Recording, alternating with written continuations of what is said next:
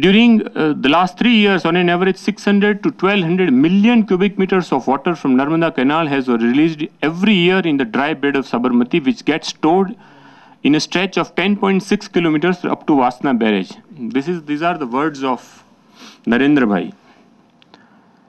It was touted, of course, Sardar Sarovar, as I said, was touted for them, but there was no allocation for any of this. So what I want to stress is this is not river rejuvenation. This is not riverfront development. If you call this, then it's a traversy of reality. Of course, it was not seasonal. It was a perennial river, and it was dropped, etc. But it's not just the Sabarmati which is getting unaccounted water in Narmada, from Narmada. As I said, in the South Gujarat, lot of them. But the Gujarat Water Resource Development has huge additional plan. They want to do a Sabarmati Saraswati link. They want to do take water from Narmada-based pipeline project to whole of North Gujarat. They have planned 1.2 billion cubic meters of flood water of Narmada to be diverted to fill the reservoirs of North Gujarat, particularly Dharoi, Hathmati, Guhai, Mazam, Meshwa, Vatrak, Mukteshwar, Sipu, Dantiwada, and more than 5,000 village tanks. They are planning to fill rivers and dams along the coast of Saurashtra with more than 1 million acre feet of flood water. And then they have done the phase-wise development for the same. Narmada Saga is of course long. It will require a separate lecture. But I'll just briefly say that in many senses, what defines Gujarat of today is mirrored in the history of Narmada project and the struggle. There are issues related to massive displacement, of course, not just because of the reservoir, but the canal of the Narmada project. You know how much land? The Sardar Sarovar Dam has submerged 37,000 hectares of land, and it has displaced 2.5 lakh people. And how much land is being taken for the canals? 1,87,000 hectares is the total land required for Narmada canals. This is Sardar Sarovar Nigam's report done by C.C. Patel Associates. C.C. Patel is former Water Resource Secretary of Government of India and the former chairman of Sardar Sarovar Nigam.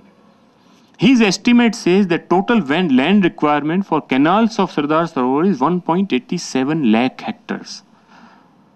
And so all of that is in Gujarat.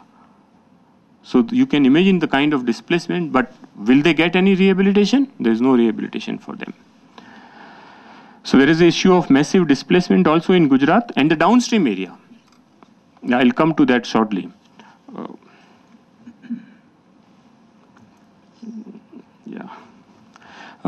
Costs, there are issue of environmental destruction, underestimated costs and impacts, lack of willingness or intention to take care of the displaced or the environment impacts, no attempts at options assessment, massive deception that the project was for Kutch, Saurashtra, North Gujarat. There was a repression, human rights violation, arrests, use of might of the state to repress the movement.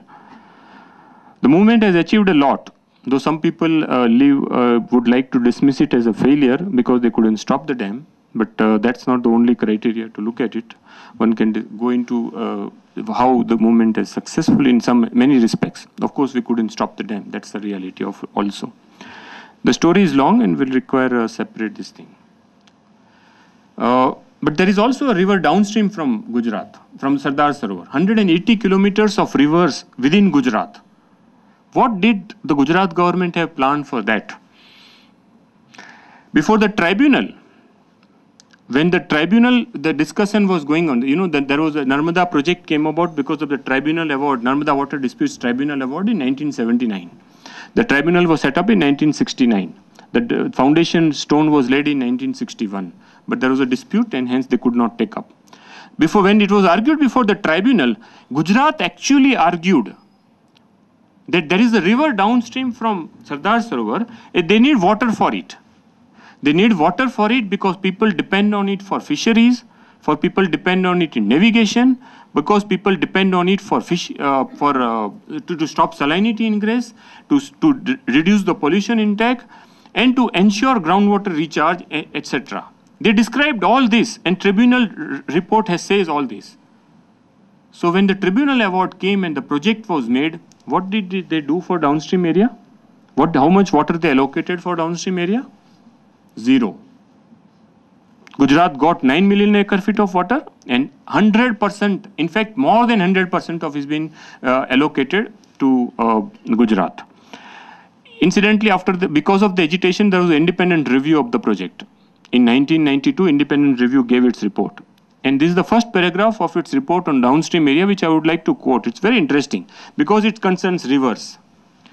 From the Sardar Sarovar Dam to the ocean, the Narmada River runs for 180 kilometers through a rich lowland region, which represents about 10% of its catchment area.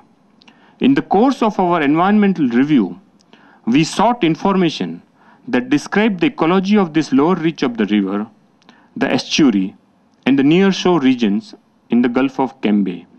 We hope to find a description of the aquatic ecosystem, including parameters indicating the quality and quantity of water and its seasonal changes, biological species, processes, and resource linkages. We look forward to finding a systematic treatment of flow regimes and geomorphology. We expected to find systematic documentation of resource use from drinking water to fisheries. We thought there would be documents establishing the kinds of physical, biological, and socio-economic changes to be expected as the Sardar Sarovar projects are brought on stream and more of the natural flow is restored, used, or diverted. Stored, used, and diverted out of the river. We looked for a set of ameliorative measures that would be implemented to mitigate impacts. We thought these measures would be scheduled to begin with phased development of the Sardar Sarovar projects.